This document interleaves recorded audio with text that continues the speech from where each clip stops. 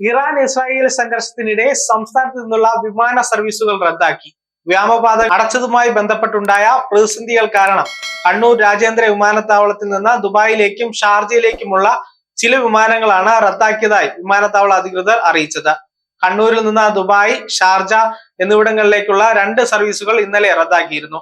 യാത്ര ചെയ്യുന്നവർ വിമാനത്താവളത്തിലേക്ക് പുറപ്പെടുന്നതിന് മുമ്പ് അതാത് വിമാന കമ്പനികളുമായി ബന്ധപ്പെട്ട് സർവീസുകളുടെ സ്ഥിതി അന്വേഷിക്കണമെന്നും നിർദ്ദേശമുണ്ട്. കരിപ്പൂർ ഷാർജ വിമാനവും സർവീസ് റദ്ദാക്കിയിരുന്നു. ഷാർജയിലേക്ക് രാത്രി 12:35 എയർ ഇന്ത്യ എക്സ്പ്രസ് വിമാനമാണ് റദ്ദാക്കിയത്.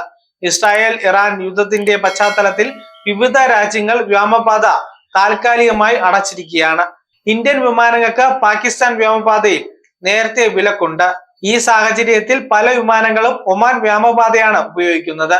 ഈ വ്യോമപാതയിൽ തിരക്കേറിയതോടെയാണ് സർവീസുകൾ വെട്ടിക്കുറയ്ക്കാൻ കമ്പനികൾ നിർബന്ധിതരാകുന്നത്. അതേസമയം ഇറാൻ ഇസ്രായേൽ സംഘർഷം രൂക്ഷമായതോടെ ഇന്ത്യ ഇറാനിൽ നിന്ന് പൗരന്മാരെ ഒഴിപ്പിക്കാനുള്ള നടപടികൾ ആരംഭിച്ചു. ഇറാനിൽ കുടുങ്ങിയ 10,000-ഓളം ഇന്ത്യൻ വിദ്യാർത്ഥികൾക്ക് സുരക്ഷിതമായ യാത്ര ഒരുക്കണമെന്ന് ഇന്ത്യ ഇറാനോട് ആവശ്യപ്പെട്ടിരുന്നു. ഇറാൻ തങ്ങളുടെ വ്യോമാതിർത്തി അടച്ചിരുന്നതിനാൽ വിദ്യാർത്ഥികൾക്ക് കര അതിർത്തികൾ ഉപയോഗിച്ച് അസർബൈജാൻ, അർമേനിയ, അഫ്ഗാനിസ്ഥാൻ എന്നിവിടങ്ങളിലേക്ക് കടക്കാമെന്ന് ഇറാൻ അറിയിച്ചിട്ടുണ്ട്. News desk zag news.